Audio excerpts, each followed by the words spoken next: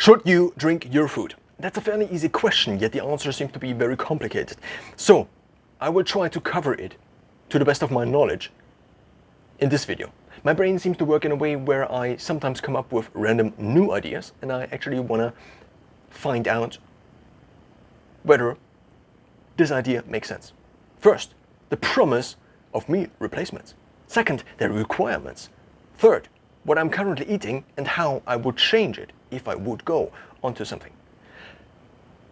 Then fourth, the contestants, the different alternatives or the different competitors out there for actually replacing your meals. Then fifth, keto meal replacements. Then sixth, Huel Black. Seventh, Huel Black Keto. And seventh, the downsides. So first of all, I have to disclaim that I haven't yet tried Huel. Yet I do think this just might be a slight advantage, because once you try Huel, and I actually ordered the ones with flavors, and since I'm currently on a very clean diet, this actually might tip my considerations into a slightly biased way. This was not a good sentence, yet it exists. So now the idea is that the problem with getting something that is kind of sweet for me is that I would like it. And therefore, I will try to convince myself, rationalize why I would go into something like this. Let's go to something like this. The promise of meal replacement is this. Basically, you get rid of food. You don't get really rid of food, but you basically ingest your calories in a way that doesn't consume any time of grocery shopping, that doesn't consume any time or any of your time with portioning the grocery shopping, maybe for meal replacement. You also don't have to think about the grocery shopping. You also don't have to plan the grocery shopping. Then you don't have to cook the food or prepare the food, which takes a lot of time. There was actually, I recently watched a few videos, and in these videos they quoted studies ranging from 1 hour to 2 hours every day a person spends with preparing and eating food, usually.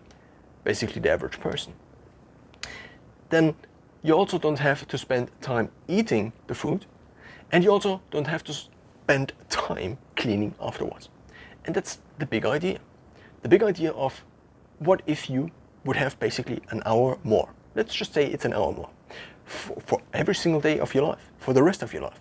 This is basically an increase in your time, given that you see the flexible time of your day as 8 hours, which I see as 8 hours. Because let's face it, the 24 hours, you sleep at least 6 hours. Many of us, 7 hours, 8 hours. Maybe sometimes 9 hours, 10 hours, but let's just assume on average it's 6 to 8 hours.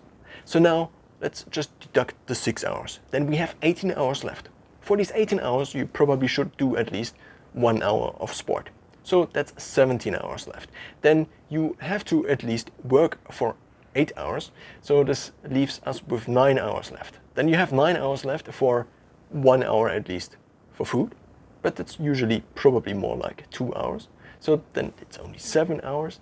And you also have to do other things like doing your finances, going grocery shopping. And so it piles up. And you also have to maybe meet friends, talk with people. The problem is, of course, you also have to do things like going to the bathroom, like brushing your teeth. So it all piles up fairly quickly, I would say. And the idea is that out of the 24 hours, I consider, at least for my own strategic thinking for the day, for planning for the day, I consider 1/3 of the day, of the 24 hours, to be flexible hours that I can actually use in order to make things, in order to think, in order to study, in order to work. And the rest of the day is basically not really usable, because 8 hours for sleeping and hygiene, and the rest, the 8 hours that are left, are basically fixed. They're basically fixed cost. You have to have, such as sport, such as driving to sport, such as nutrition, such as socializing and all these other things, such as learning something new and researching things and deciding on insurances and things like these. So the idea is that the 8 hours out of the 16 hours of awake time, only 8 hours are flexible hours and the rest are fixed hours, because you cannot really change that thing. Once you figured out that you have to do sport for 1 hour of the day, and that seems to be something that's fairly reasonable, I would say, then you, for the rest of your life, you will not be able to change it if you don't want to take the downside of then having a degrade in your health. So the main promise, I would say, of the meal replacement for the average customer of a meal replacement is to get time back. Time is the one thing we can never get enough of, essentially. I mean, some people want to die early, but I just think they haven't thought about it very long. Because at least, for example, for me, I have a very good bias. It's not a good bias, but I have a very hard bias on life, for example, because I think it will always be like this. And when it comes to my health, for example, it's only degrading from now on. It's not getting better anymore. So therefore, all the things I will experience will only be worse in terms of at least my health, in terms of how I can experience these things. And this, for example, leads many people to maybe not considering many decisions very well, such as what you actually eat and how this might affect you when you are 80 years old and maybe only have 1 year left to live, or maybe have 10 years left to live. This can actually make a difference, I think. So now, the promise of meal replacement. The biggest component, I think, is time. The second biggest component is to outsource your nutrition to somebody else. This is the big point, that it basically the point that's above. So the first one, time. The second one is the outsourcing. So I think it makes sense, and many people and companies use this principle to just outsource responsibility to something else. Of course, you decide which company or which service or which person you give responsibility. For example, for educating your child for years on end. These institutions are called schools or universities. But now, the main point is that you will not ever have enough intelligence and time.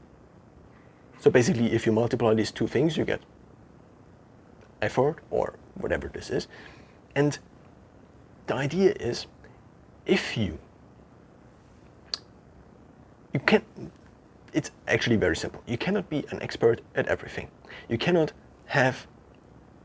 be a medical doctor, an astrophysicist, a neuroscientist. You can only do so many things in your life, and you can only research so many things in your life. Therefore, maybe it makes sense for you to not do your taxes on your own. And maybe it also doesn't make sense for you to think about your nutrition all day long and to just outsource the whole thing to a company that then updates it to the latest science and actually sends it to you directly to your doorstep.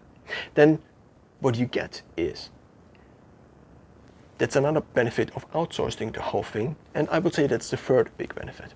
Food is a very big part of everyday life. Food is everywhere, triggers are everywhere. And for people that struggle with nutrition, and also for other people, because all people are kind of similar, evolution seems to have us designed in a way that we actually like food. Because food was something, and for many still is something, that is scarce.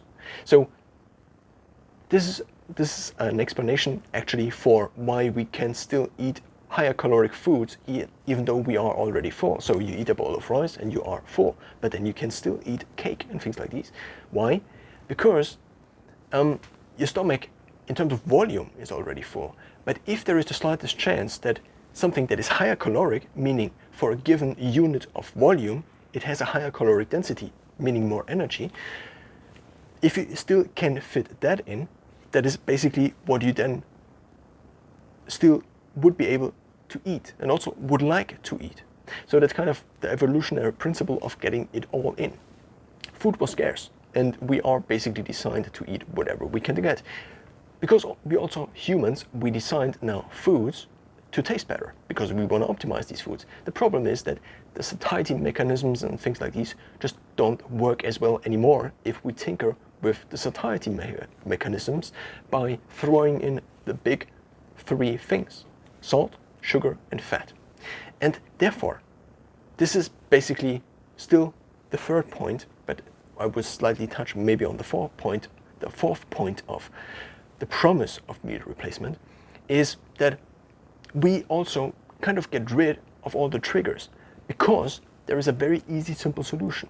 What you do every single day, theoretically, if you would replace all of your meals, is you drink these shakes, or you drink one shake once a day. And the idea is that your food intake and all these other things become more and more detached, because that's the thing you do once a day for a few minutes, and all the other things, eating, just are not something you do anymore. And the more it becomes a habit, the more it becomes detached, and the less you are actually triggered by these things.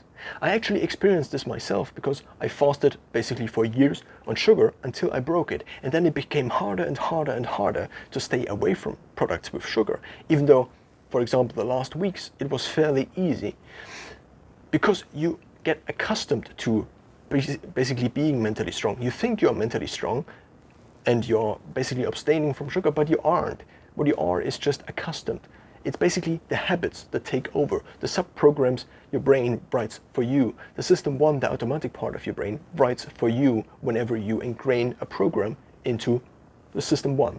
You as the system 2, the rational mind. Going back to Daniel Kahneman's book, Thinking Fast and Slow. So now, the fourth point is the opportunity cost. Already mentioned before, but the opportunity cost now means for somebody who is not already on a very healthy diet, this can just be a very good replacement. Because the promise is that 2,000 calories of a meal replacement is usually the thing that gets you all the necessary nutrients, at least up to the current state of science. Of course, different companies will interpret this differently and also price things differently and set different priorities, because there are different interpretations. Some people think that a ketogenic shake will be the best option. Some people think you still should be able to enjoy carbs and things like these. Also, we have different genes. We have different genes all around the world, and there is a huge variety in how we are able to process carbs, for example. Some people might be able to store carbs better than others due to the expression of certain genes. So now, the promise, again summed up, saving time. And therefore, basically, for myself, this would be the last deposit of time, the last daily large deposit of time I can actually kind of influence and could free up potentially. I just imagine for myself, for example, I could just, if I would invest just 1 hour or 40 minutes, usually, ideally it takes me currently 60 minutes for the whole thing of eating daily, and I need another 60 minutes of planning the whole thing on Sunday. This is what we will get into how currently I structure my meals. But the idea is that you reduce this daily hour to the point where it is only 20 minutes maybe. Think of it as shaking the thing, then drinking it, and then washing the shaker basically. So we will discuss all the different components in detail soon. So now, the first part is time. Getting the last free deposit of time. Of course, this will create many problems in your life. What about family dinners? Because the easiest way to do something like this is to go all in. And so mentally, the easiest way it is. Because otherwise, for the rest of your life, you have to decide on every single situation, whether you bring your shaker, whether you do something like going to a restaurant and then you bring your shaker, or whether you eat then ketogenic, or you make a mixture of these two, and then what kind of mixture. So to make things very easy, I for myself found that I have to make things very easy for myself. And this means, for example, that I currently just don't go to restaurants. I just don't have to think about it. I just don't go to restaurants. I just don't eat food in restaurants currently. For the last weeks, months, very, very occasionally I do, and I also get food sometimes from somewhere else, but I usually just go to the grocery store. Whenever I don't have food and I need to plan meals, then I just go to the grocery store. This is very cost effective, I would say, and it also just is very easily mentally, because that's the one destination. Now, the promise of meal replacement. Time on the one side. Getting rid of all the triggers is the third point. The fourth point was the opportunity cost. If you are struggling with diet, if you are eating junk food, then this just might be a better option, actually. And the second point is something I just currently cannot remember anymore. So now let's get to the second bigger point. Chapter 2, the requirements. And because this, I think, is really dependent, at least on me, because I already mentioned the big promises in the beginning, and some of these promises are actually requirements, I think I will kind of mix these 2 points, even though I structured it like this, the requirements and then my current nutritional setup. So I have experimented over the years with different diets. The first diet I did was basically no diet that was influenced by me, because it's just the diet my parents gave to me. And this was kind of a standard diet. And the first big decision I made was to just tell everybody I didn't like sweets, even though I liked sweets, but I heard they were bad for your teeth and bad for your health. So I tried to make a conscious effort and just tell everybody. So my friends' parents, for example, so the parents when I was visiting a friend, they just didn't offer me sweets anymore, for example. And this was just a very easy solution. And to come up with a solution like this for a problem I am currently having would require me some serious thinking. And sometimes I think how easy my decision process actually was as a child. Maybe I was even more intelligent as a child, as I am now compared to I am now. Well, different thoughts for a different topic. So now I decided to not eat sweets or so much sweets anymore. And then this goes a long way. And then at age 12, I decided to pick up running and climbing a little bit before. And also I tried to do basically body weight exercises. I began to lift. And with this became slowly a transition to just reading books about nutrition and things like these. And then to also adapt my nutrition to basically a low carb, not low carb, but to a low fat, high carb and high protein diet. So I ate lots of curd and lots of cheese, which has also sometimes very high protein.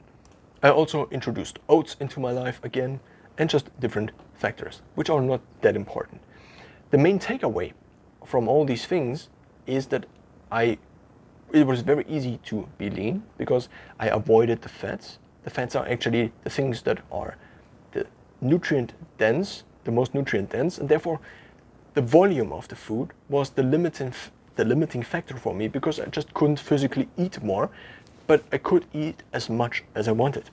The only problem was, and this is only something I realized retrospectively, is that it created huge brain performance problems for me, and I didn't realize it because it's, I think, at least for myself, if I haven't done any drugs, but if I would compare it to drugs or to what drugs sounds like from other people telling it, or the effects of drugs, then if you are on carbs, then you are kind of just like a little bit on a drug all the time. Because if you are hungry, you're very likely to not override this hunger and to just eat something. If you try to be very, very focused and very alert, this just sometimes doesn't work. And if I now have basically the experience, not the experience, but also the mental states, I have experienced mental states that were very different from these carb states, then I can actually compare these two states. And when I'm, for example, in a very fasted state, then sometimes I just am very alert. I just don't sleep for nights. I just don't sleep throughout the entire night for maybe 2 days, for maybe 3 days. Of course, that's not very healthy. But what I'm saying is that I'm on another level of alertness. And this is due to many different effects of fasting. But the main takeaway is that maybe I just didn't realize I was in a very bad mental state due to the carbs. What I was during all of this time is I managed to stay very lean because I just ate all of this low caloric food that just was limiting how much I could eat by just the quantity. Whenever I experimented with something like peanuts or other nuts, I actually got very quickly very fat. Not really fat, but I actually noticed that I got noticeably fatter. So that my six-pack, for example, was kind of covered the next day.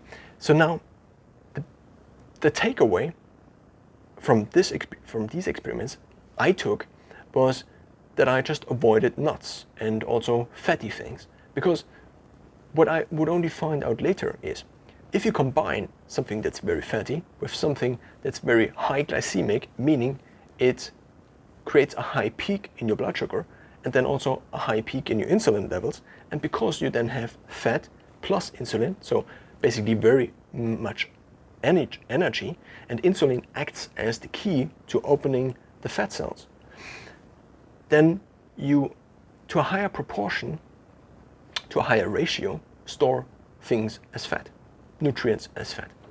And that's kind of the thing that makes junk food so junk foody, so bad for you. At least that's one aspect. The pizza itself is not bad. The carbs in the pizza itself are not that bad. The cheese itself is not that bad. The cheese is actually kind of ketogenic. But only if you combine those two and eat them at the same time, this, at least compared to the other scenarios, creates kind of a problem. So I then tried to experiment with fasting, and it didn't really work due to the keto flu, which is basically a side effect of an electrolyte imbalance that occurs because the body doesn't know what to do with the electrolytes when you are fasting. Because otherwise, in the other state where you eat 3 times a day, you currently have an influx of water and also of electrolytes because of the constant influx of food.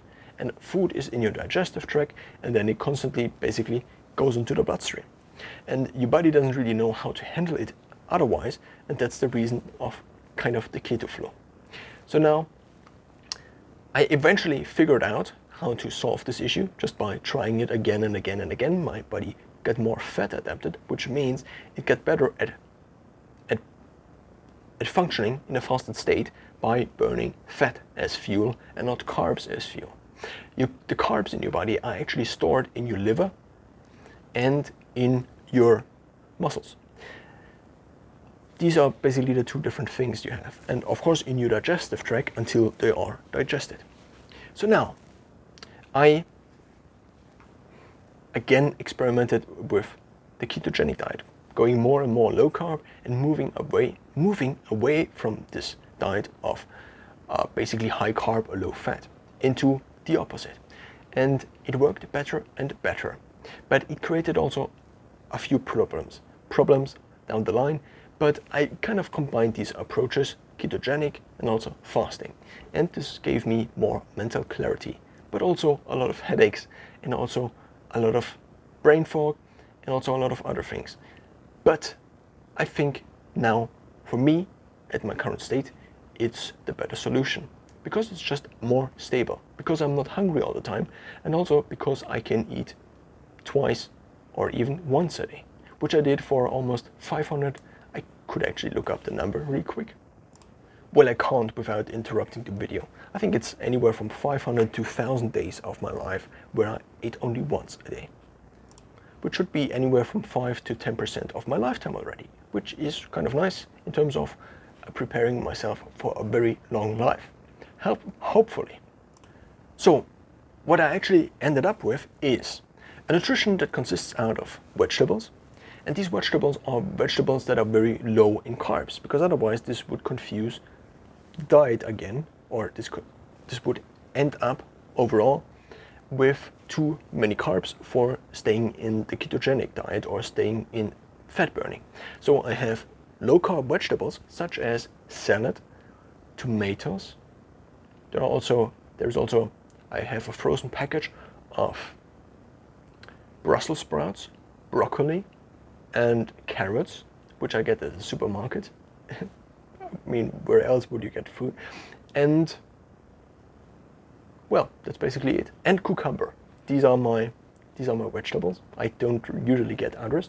Recently, I've experimented a little bit with avocado, which is kind of something new, and it's also very ketogenic. The next level, and these are all, apart from the avocado, these are basically negligible in terms of calories, but they are responsible for most of the volume of my food intake. Then we have the calories, and the calories are basically plant-based calories, but also not plant-based calories. The plant-based calories are divided into, so I basically have this food group that so eggs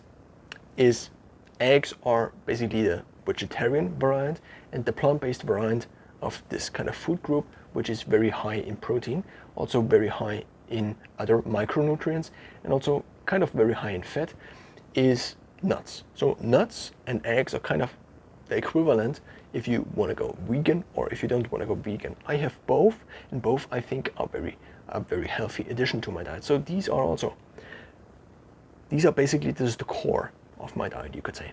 And then additionally, I have spices and vinegar and oil. And because oil and the ketogenic diet like each other very much, I now have different oils. So basically, the different dials I now have, in order to change the quantity, so how much I want to eat, if I don't feel full, I can just tune up the vegetables very easily, because they basically, in terms of calories, in terms of macronutrients, they don't really make a difference.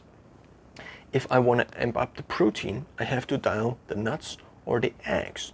And if I want to dial up the fat or just the calories without buying more actual food, then I just buy more oil or just add more oil, because oil is something I usually have at home already. This also means I have basically oil for weeks, which I theoretically could live off if there also would be an emergency situation. And the other parts I buy once a week, and then I portion them in a way that I eat them once every single day, and then I basically run out of food usually on Sunday, and then I buy again on Monday evening. So now the requirements, at least for myself, is to replace the current diet, the nutrient profile of my current diet, with a liquid replacement, with something I could drink, which would be a comparable thing, just with the benefit of giving me 40 minutes back of my time every single day. So this is the current setup, and these are also kind of the requirements. The requirements now, in more general, are that you obviously want to get all the known nutrient requirements that there are in this one drink, in this many drinks maybe, throughout the day. So basically the 2000 calories, the standard diet, should be enough for you for years maybe. Of course, it is currently not really recommended, but in theory it should be enough for days, weeks and years to live off. So these are basically the requirements to replace the best nutrition you could otherwise establish just with a liquid. So now the obvious solution would be to just turn your normal solution that I for myself have established, which is kind of the best thing I could come up with, which also doesn't completely go through the roof in terms of price, and I would just liquefy the whole thing. The problem is that I also have onions in there, which I didn't mention before, but the onions, for example, cannot be consumed raw, because they just taste very awful if you consume onions raw. Of course, you can put a little bit into the salad, but not like 3 onions. So what I usually do is I have a cooked and a fresh bowl of food. And in the cooked one, there are the nuts, which are usually roasted, there are the eggs, which are also fried, and there are also the frozen vegetables and the onions, which are also fried. And in the fresh one, all the fresh vegetables.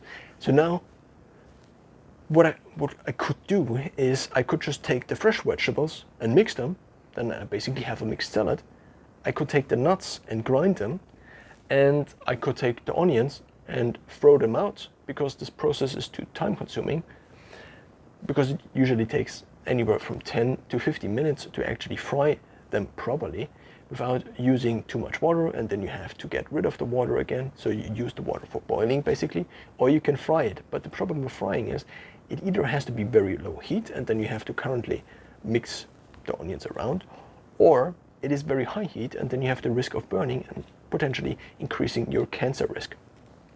So the problem is that my current process is just very time consuming. I already tried to simplify it. I already basically only need one pan for the cooking process, and I have 2 bowls. That's kind of my setup, and I also have a few knives and things like these. But I wanted already to simplify it down to the most basic thing I could think of, and to not need something like a stove or something additional. So now what I could do is I could get rid of the onions. I could also potentially get rid of the frozen vegetables, but I could also use the frozen vegetables and unfreeze them before, and then just add them into the smoothie mixer, and would also work, I guess. And the nuts I can just grind, and then I have approximately 1 liter of shake which I could drink. So this would be the solution. The problem is just that I still would have to portion those things. I still would have to go grocery shopping, and I also still would have to wash the vegetables, which also takes quite a lot of time. So now, and I also would still have to mix those. And since I at least currently do not have a very highly efficient mixer, but just like more or less a crappy smoothie mixer, this is also kind of a very time consuming thing. So let's discuss which parts of the whole food experience, the whole component food in our lives, nutrition in our lives, is it actually worth optimizing? Of course, optimization is a general term, but let's just use time optimization. It makes sense to use time optimization for the grocery haul. For me, this meant I usually try to only buy groceries once a week, and if I really need something or want something, then I just buy additional groceries at a grocery store that is close nearby, basically. Then the second component is, so the first is the shopping, the second is the preparation, the third, so the preparation also can be very efficient. You can listen to podcasts on the go, and it doesn't hurt if you do them more efficient. That's what I'm trying to say, because it's not something you would enjoy. It's not something that is meant to be joyful or something like this. Then the cooking, same is true for this. Then the eating itself is basically the only component out of the whole of nutrition that we actually use in order to give joy to ourselves, because it creates dopamine release, and also serotonin and other hormones. And the cleanup is again a chore. So basically, out of the whole nutrition process, all of the things apart from the eating itself is a chore. And I had the problem in the past where I did all these things very efficiently. I tried to cook as fast as possible because that's kind of the only thing that makes sense, really.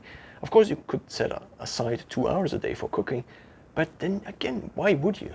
If you could also maybe learn the piano in this 1 hour, and then 5 years from now, you could play the piano compared to someone who spent all the time cooking. Now, how do you use the time? It's of course completely up to you, but the basic principle, I think, still is there.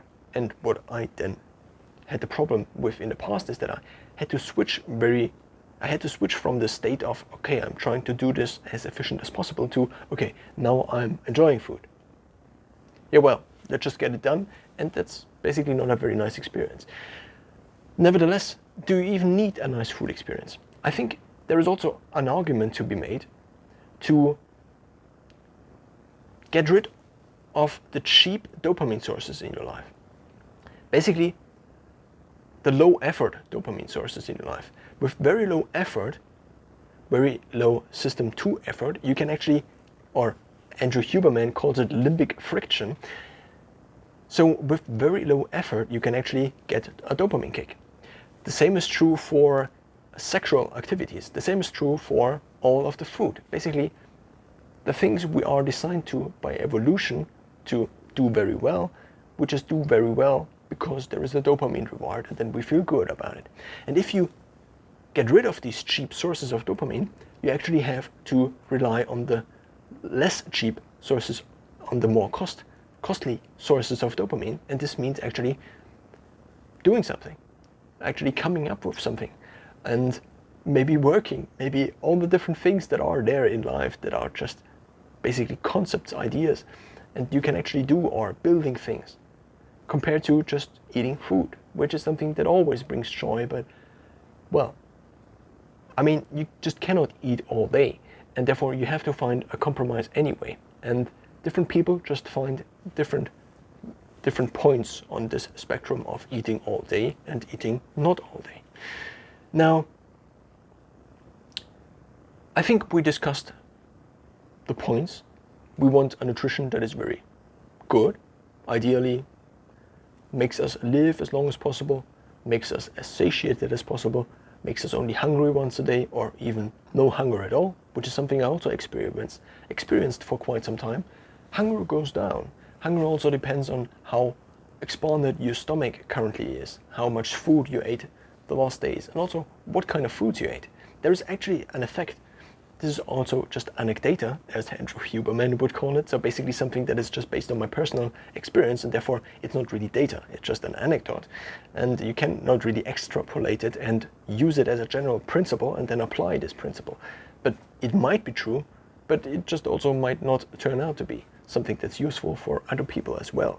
And now, what this thing is whenever you eat something, I think the body, or the subconscious, actually has kind of a storage of recent foods, which kind of evolutionary would maybe make sense, because the recent foods you ate are the foods that are basically in closest proximity, either geographically or they're also temporarily, so basically in the time dimension. So this means if you now are hungry and you are still basically in the region where there were blueberries, then it makes sense for the brain, so for the system 1, the subconscious part of your brain, to tell you, the conscious part of your brain, to get blueberries again, and then you basically have hunger, you become hungry, and you actually want blueberries. And this effect is something you can maybe try out for yourself. Maybe you can also report back to me if this is something that also happens to you. I rarely have a craving for something I ate 10 years ago and then never again.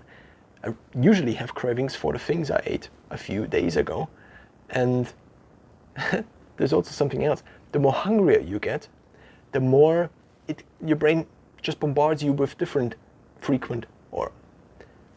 foods you ate in the last days or weeks, in the last time. So now the contestants for replacing your food. The first contestant is already just making your diet, turning your diet into something that you can actually drink, which is something I already discussed in a different video. I actually turned my normal diet yesterday into a kind of liquid thing, and it didn't taste that bad. I could drink it. I just don't know that there's a very small line, and the line is this: Currently, I either fast for a day, or I don't. Currently, I either fast or I eat food. And the blurring of the line by introducing something like, okay, I eat food, but then I liquefy it in order to make it more efficient, is something that is currently not very in my choice architecture. So therefore, it's kind of weird, at least till now. So now, the contestants. In Europe, there are a few different big food companies, and also worldwide, but I don't really know so much about the US. So the first big company that arrived in the market is Soylent. And as you might guess from the name already, it is mostly soy-based. So there is actually a founder, and I saw this YouTube video years ago where this founder, who just looked very sick, kind of, he was very lean, but he also had very weird skin, very red skin, and he just drank this, and it didn't really convince me. The whole video gave off a very weird vibe of, okay, I'm drinking this, but I'm actually not very happy. It just was a very weird vibe. And turns out this company still exists and is still among the big players in the food industry. The problem with soy is that it has effects on your hormone levels, mostly your steroid hormones, including estrogen and also testosterone. So there seems to be the case that if you have this, let's just leave it at that, because if I explain it further, I might make mistakes, and I don't want to make factual mistakes. There seems to be a problem with soy, with too much soy in your life. So therefore, replacing all of your food with something that's soy-based mostly is probably not the best idea. So therefore, this company is out. Then we have YFood, which is a recent, more or less recent startup in Europe. The main problem with this startup, I think, again, is it doesn't offer a ketogenic version. So, and also all the versions they offer are kind of sweetened. I actually don't really know if there is an unsweetened version. I will just look it up. So what I'm currently finding is that there are the flavors Crazy Coconut, Salted Caramel, Heavenly Hazelnut, Complete Meal, Choco with Choco, and also Smooth Vanilla. So that doesn't seem to be. Fresh berry is also an option, and coffee is also an option. And so there doesn't seem to be an unflavored option. The problem with having something that is flavored is if you have any processed food in your life already, like eating a cake. If you ever experienced eating a cake and then trying to eat the salad afterwards, the salad tastes like absolute shit. And even a few hours afterwards, if you're not totally hungry, the salad will not taste like anything. Only if you then fast for a day, for example, the salad again will taste like something. And you will actually, so basically what I'm trying to say is your taste adapts to whatever food you eat. And the more processed, the more heightened these versions of food are, the more your taste adapts to this. And then everything else tastes like nothing. Also, it's kind of smart, because if you ate something that's very heightened in taste, and in calories maybe also, then it doesn't make sense to eat a salad. But to eat more of the heightened food, because let's stuff it all in, because of the high caloric thing I mentioned earlier. The fuller you are, the more high caloric you tend to, at least high caloric density, not really high caloric in general, in terms of volume also, but just in terms of high caloric density. So the problem with relying on something that is sweetened, in my view, is that if you then would have to choose, if you eat something that is sweetened, so basically you replace all of your meals with a vanilla shake, and then you try to get off of it, or you try to just eat a random salad somewhere, then it will not taste very good. So therefore, the meal replacement has to taste, or the taste of the meal replacement has to be in the same kind of level as a normal, good nutritional diet. Because if you then switch to the other one, you can easily do it. Whereas if you switch to something that's heightened, the switch won't happen that easily, and you will probably find yourself craving for something that is similar to the thing you ate all the time. Sweet, chocolate, vanilla, crazy hazelnut. So because I, for myself, want to replace it with a ketogenic diet, because also of the effect of carbs, I just also rule YFood out of the game. What is also worth mentioning is that there are usually two different types of products. The first type is a powder you can mix with water, and that turns into something shaky. And the second part is the shake already mixed in a bottle. In terms of environment, which one would be maybe the more responsible thing to choose? I guess the powder. So next is Mana, which seems to be a Czech company that was founded around 2014, and they also seem to promise very good things.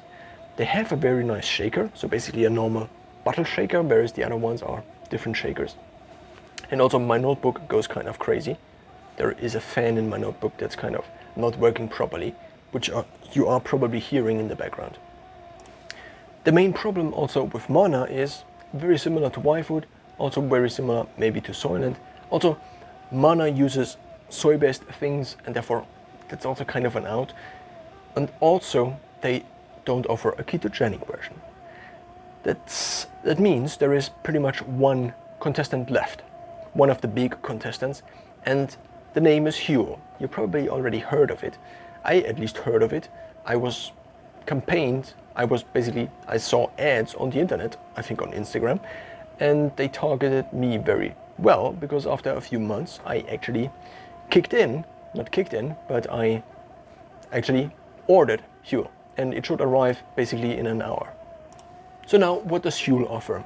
First of all, powder and drinks. So basically the same concept again. And apart from powder and drinks, they now also offer completely nutritional muesli bars, but also mueslis I don't really have an overview, and that's also not really interesting to me. And they also offer a protein powder now. But the protein powder is just the normal protein powder added with vitamins and things like these. So basically a full nutritional profile you would actually want.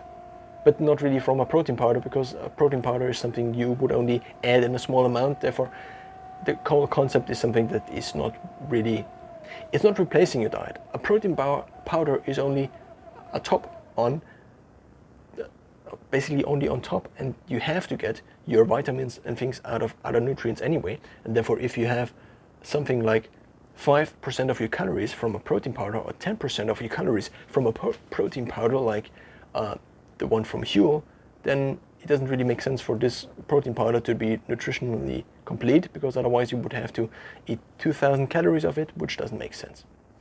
Maybe there is a workaround and I just don't know about it, but that's how I perceived it. That's just my lived experience.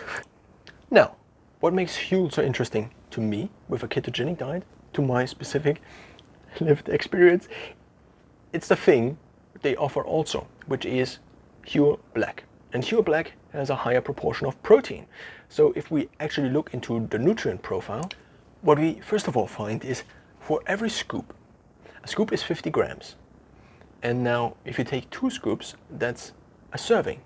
But that's not true for the Huel Black, because this only has 45 grams, because it has different macronutrient proportions, which of course also reflect in the nutrient density and therefore also the weight. But let's just say it's 1 scoop. 1 scoop is about 50 grams, at least in the normal Huel, and also in many other meal replacement manufacturers, they use the same heuristic. 1 scoop is 50 grams equals 200 calories. 1 serving equals usually 400 calories. So this makes it very easy.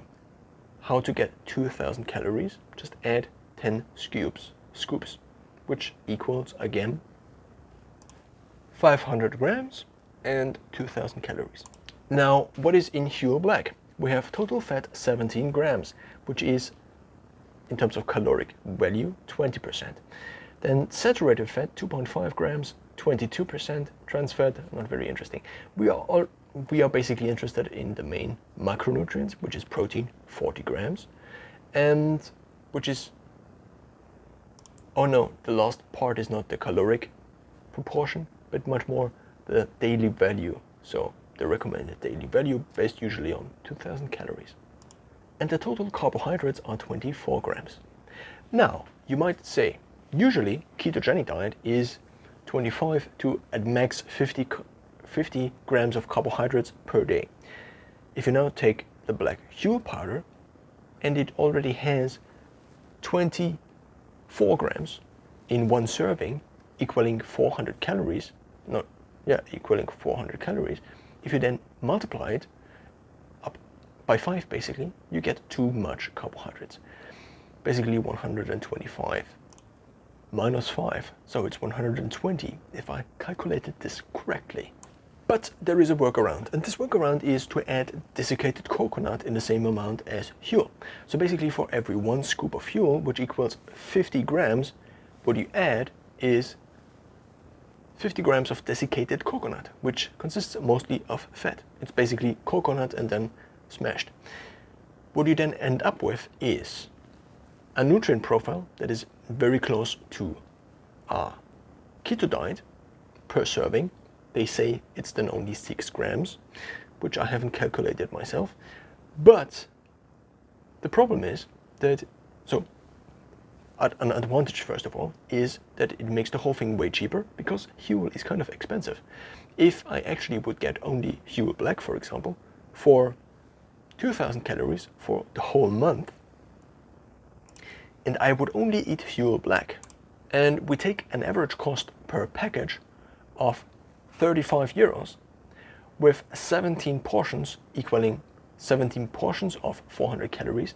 This makes 5 portions a day for the 2k calories. Then we divide 17 portions per package divided by 5, which means one package lasts for 3.4 days, or 5 divided by 7, which means you need 0.29 packages per day. So these big packages per day, you see, they only last for 3 days if you only eat Huel on 2000 calories. But that's a little bit, it's not too much for me, I would say. So basically, at minimum, what I would need for a whole month is two packages of Huel, equaling, in terms of Huel Black, 1.5 kilograms, in terms of Huel White, 1.7 kilograms, 2 packages per week, and 8 for the entire month.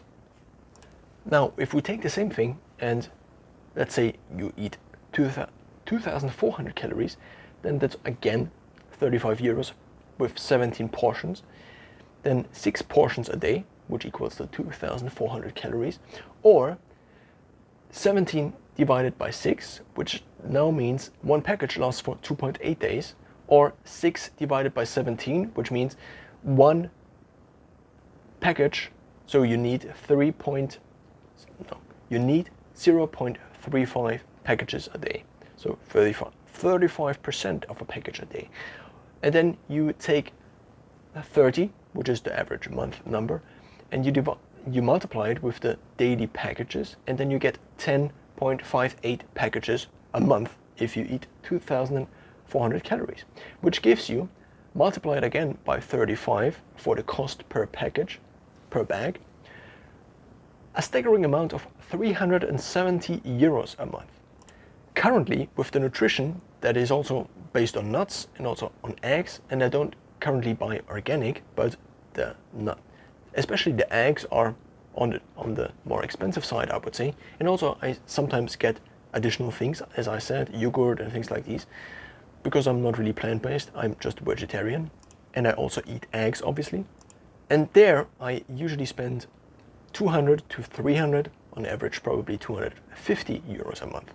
So that's a price increase of around 1/3, and that's quite large for also having the major risks of the Huel replacement, of the liquid food replacement. Now, the big idea about the desiccated coconut is it not only makes Huel Black ketogenic, but it also halves the price, kind of, because desiccated coconut is very cheap.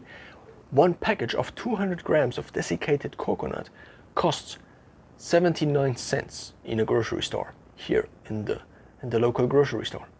It's a discounter, but it doesn't really matter. So basically half of the calories, roughly half, so the desiccated coconuts actually account for 1,200 calories.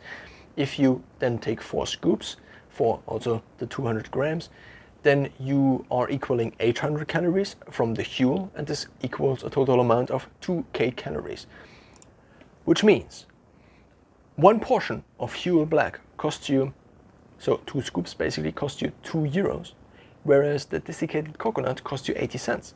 This means the overall price for the desiccated coconut for the entire month equaling one package of coconut a day, which is, I think, the easiest, because then you have just one package, and they come in packages of 200 grams, which is also very easy for traveling and very convenient. And if you just take this one bag and mix it together with the Huel, then you have your meal. But what I'm trying to say is, because it's 79 cents per 200 grams and you eat one of these bags of desiccated coconut every single day, you multiply it by 30, which gives you something that is even less than 30 euros for the other part.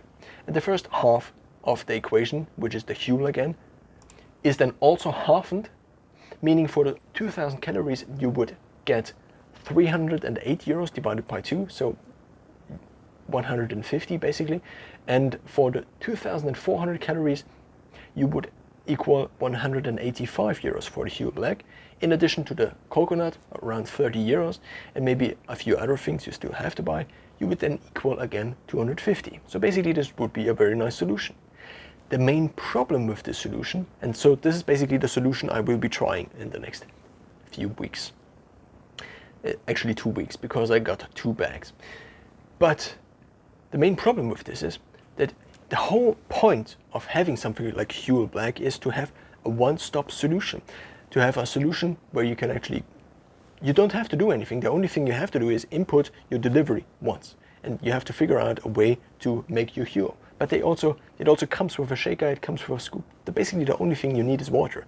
And a place to deliver to, which is also kind of a problem for traveling. Because if you're traveling, then you have to know exactly how much Huel you want to take with you. Otherwise, you just have to eat something different. And if you then don't have the experience of eating healthy before Huel, or you like Huel very much and you like the vanilla taste of one of the flavored Huels, then you probably will reach for something less healthy compared to if you actually stuck to a normal healthy diet, like the one I described earlier. So this is also kind of a problem I realized when analyzing, not really analyzing, this sounds too high level, but just thinking about the whole project. Not project, I try to optimize my nutrition, and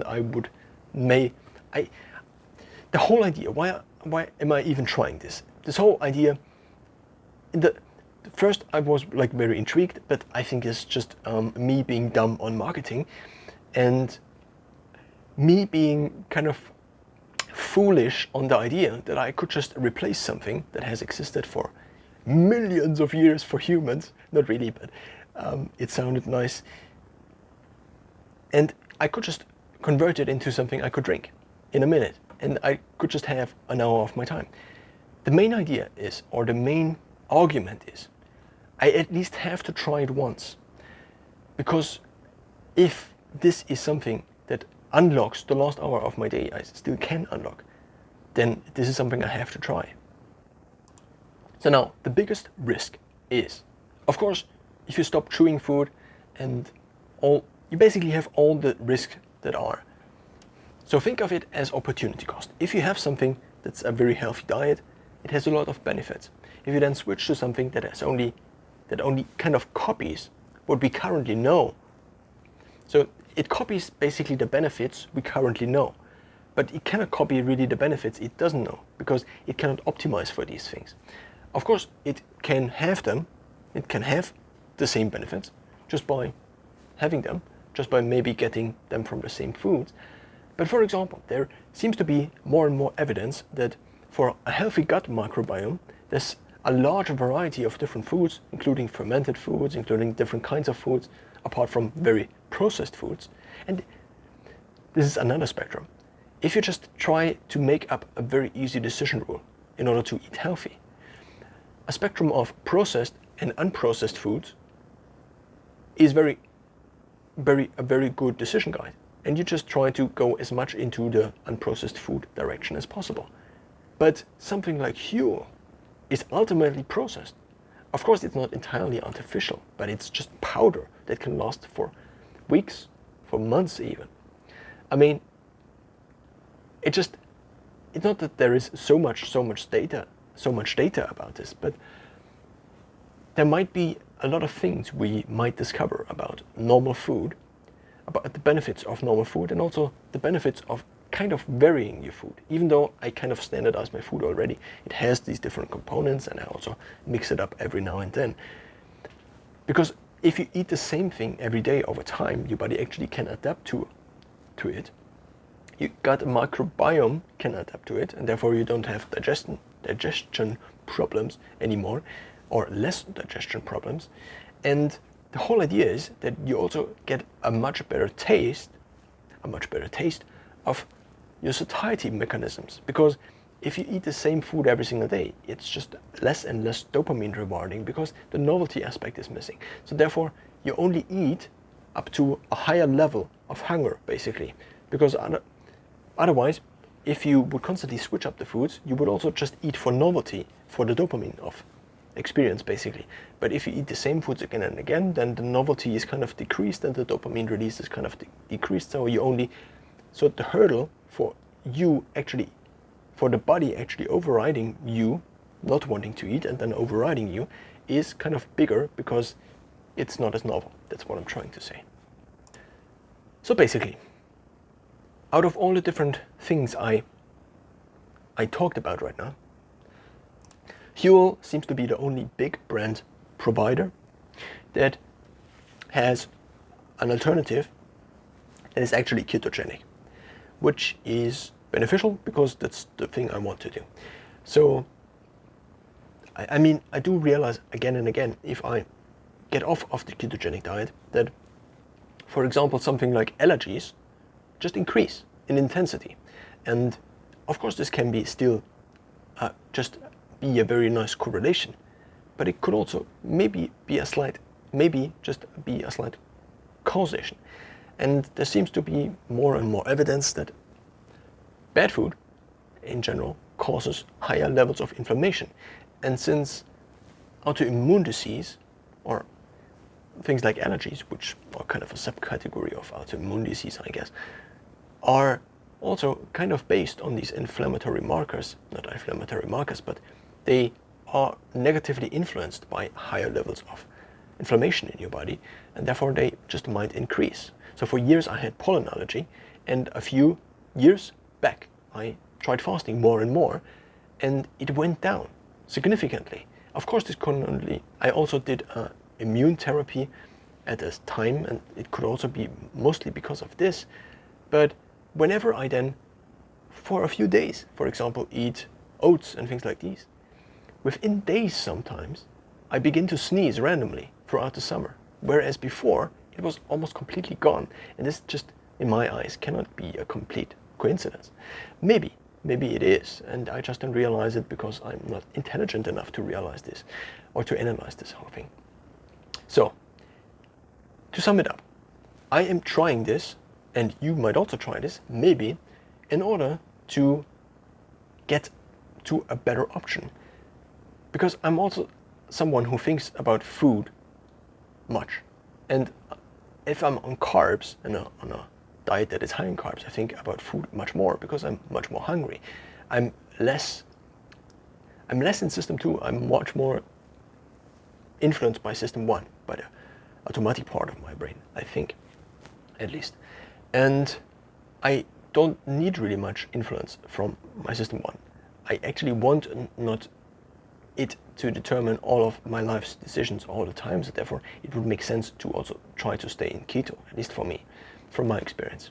The biggest downside now is you only have kind of half of the benefits of Huel because you only consume 800 calories of Huel in this thing. You can also amp it up to 1000 calories and still have the 200 grams of desiccated coconut. So basically you would then up with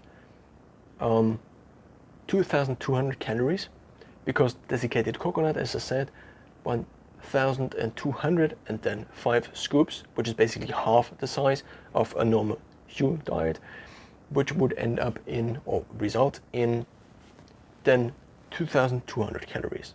Or even add a scoop more of Huel, but then you add also more carbs.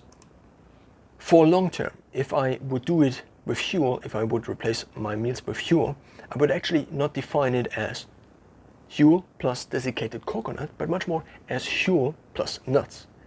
I mean, coconut is a nut, and the beauty of nuts is that if you switch different nuts, you can get different proportions of carbohydrates to fats to protein.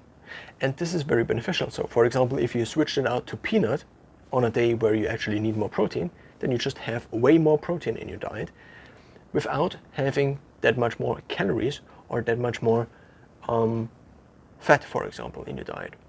Because you're basically switching to a different nut source, but the overall system, Huel plus nuts, stays still the same.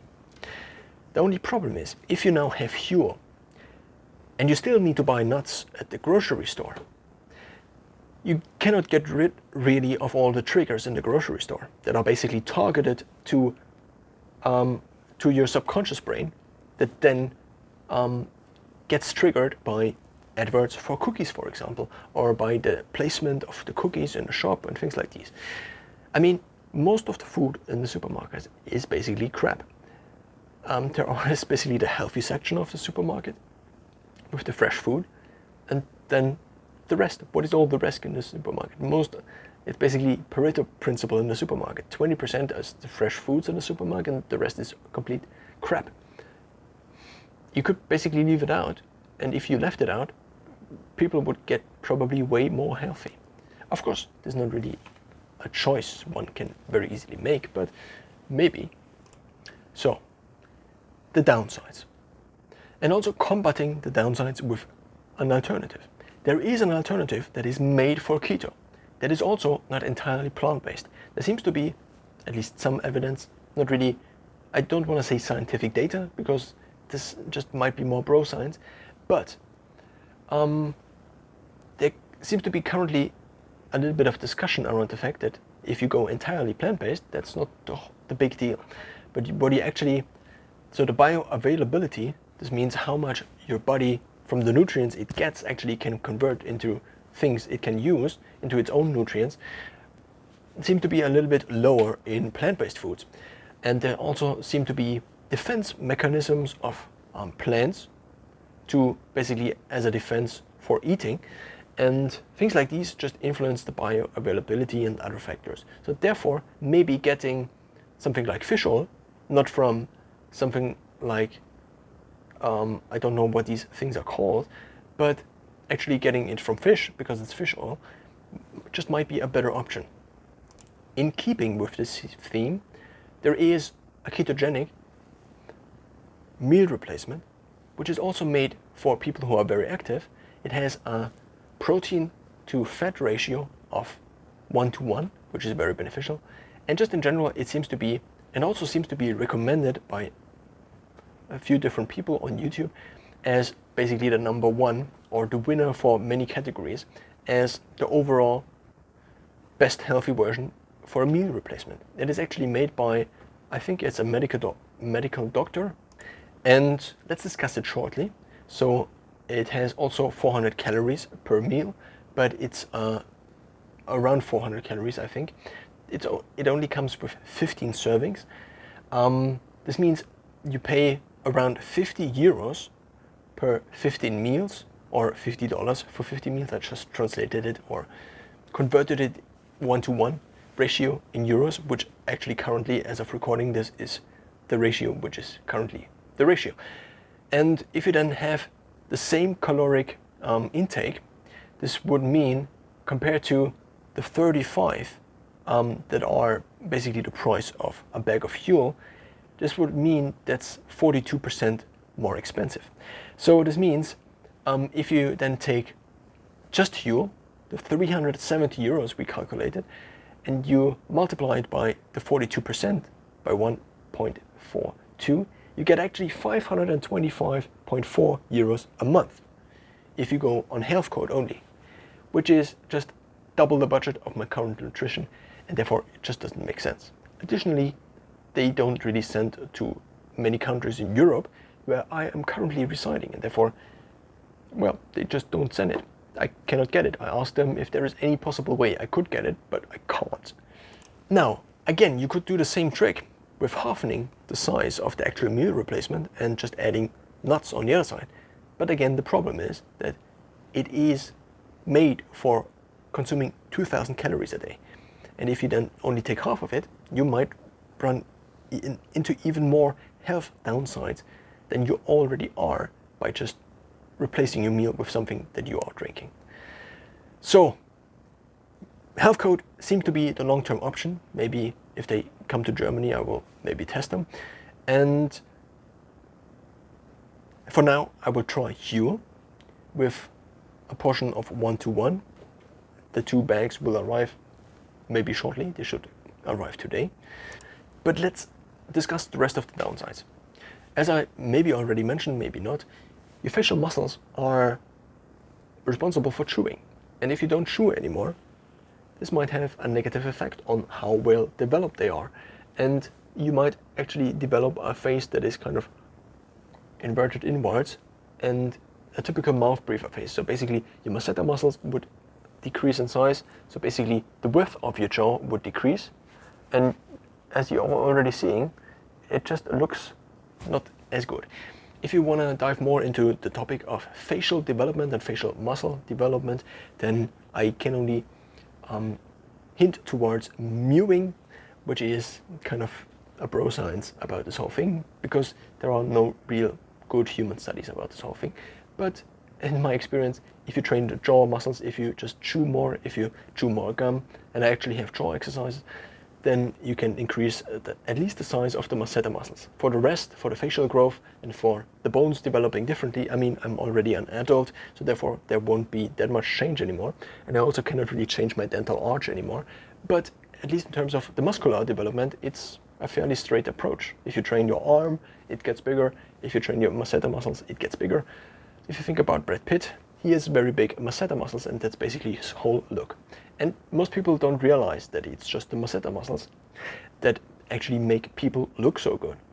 But that's a whole other topic. It's not just the masseter muscles, but if you increase the size of the masseter muscles, for most people this would increase their attractiveness a little bit. If you only, so let's just collect the different downsides. It's not as portable as a bag of nuts, for example, which is kind of the equivalent previously of travel food. I can get this bag of nuts. I don't have to have a spoon. I don't have to have a knife, a fork. I can eat it on the go. It's hard. It actually is something to chew on. It has protein. It basically has a ketogenic mix. A little bit too high maybe in carbs, but it doesn't matter that much if you're on the road, I guess. And it comes in one bag. One bag has 1,200 calories, 200 grams, similar to the desiccated coconut. You can basically get nuts in bags of 200 grams, usually for around 79 cents to €3 or €3.50 or €4, depending also on the country you are living in. So this means a bag of nuts is just a very good travel meal. And since I already am eating the nuts, I'm just leaving out the eggs and the vegetables, basically the volume and the vegetarian or animal-based alternative to the nuts, and then I just have my normal diet, kind of. Now with fuel, it's different, because what do I do if I'm on the road? Do I now eat only nuts? Which again defies the whole purpose. The whole purpose is, for me at least, to replace my nutrition with fuel, and to not think about nutrition anymore, and to outsource also the development of this nutrition and the nutritional profile to Huel, basically, or another company, Health Code maybe. And then the whole problem of nutrition is that we try to influence it. And System 2 is not as good in establishing a system, for most of us, that results in a top-down control that controls all of the different impulses from System 1. So therefore, most people cannot control their nutrition as good as they want to, as they would need to. And that's the reason more and more people these days are overweight or obese. And the problem with this is that it's a problem for the society because it's health costs. It makes people, it just degrades the quality of life. It degrades the economy and lots of other things. And if you then just replace this very bad nutrition with something that also has a lot of downsides, but at least has a complete nutritional profile. If you compare Huel to a cheeseburger or something else to something like a pizza, or I don't know, then it's probably the better option. So therefore, of course, nutritionally, if you compare those hand on hand, and also the eating experience and things like these, one on one, then maybe the normal nutrition might win, but only if you have the power to establish a system that actually then, for the long term, makes you completely stick to your good nutrition. But you probably don't have the power to set something up like this, or the effort, or I don't know what you have. Most people seem not to be able to resist all the different temptations all the time. And you end up with people on YouTube saying, oh yeah, it's okay if you eat cookies and it's only the macros that count. And that's just not the whole story. And I just sounded a little bit like Jordan Peterson.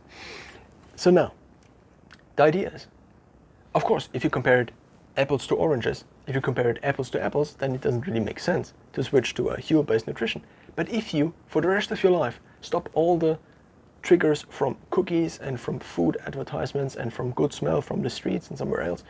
And you just finished this chapter of you struggling maybe with too much body fat, with too little body fat, with figuring out how much protein you get at a specific day. If you did train, if you did not train, then it's 500 calories more, 500 calories less. Then maybe Andrew Huberman comes out with something new and a new study comes out, and then you try to implement or change your nutrition again, and after 5 months you realize you probably should have stuck to the old nutrition all along. Basically, solving the problem of nutrition once and for all is the big promise of Huel or another meal replacement. And if you include all the other factors, the behavioral factors, the trigger factors, and trigger not in a sense that you might get triggered, but trigger in a sense that it acts as something that triggers a behavior in you, that makes you maybe, that leans basically into a more negative path of your life because of this one decision, then I think it might make sense. So therefore, I think I owed it at least to myself to explore this option. And my brain, for some reason, wouldn't shut up about thinking about all the different upsides and downsides of this. For the last 2 nights, I basically couldn't really sleep because I'm just thinking about this stuff. When I have time, and when I try to shut my brain off, it just keeps on running sometimes. And well, and therefore, I just wanted to find at least a solution to the current problem of me thinking about this stuff all the time. And I think the best solution to solving something is to actually try to solve it as good as possible. As I realized with myself, is if I just make an intuitive decision, or a decision that comes from my stomach and not on a basis of arguments, then usually I try to disregard the decision again, because I know it's not a good decision, and because it's just a random decision I may have not influenced, but maybe the marketing of Huel on Instagram may have influenced more. To sum it up, I will now try this, then I will make another summary video, probably titled something like I tried Huel for 14 days or for 7 days. Maybe I will try Huel only black for a few days, which has the downside of having a lot of carbs. And then I will try basically Huel 1-to-1 with nuts, maybe also switching it up with peanuts. And then I probably will return to my normal diet and never think about something like this again. Or it is the Holy Grail and I discovered something completely new.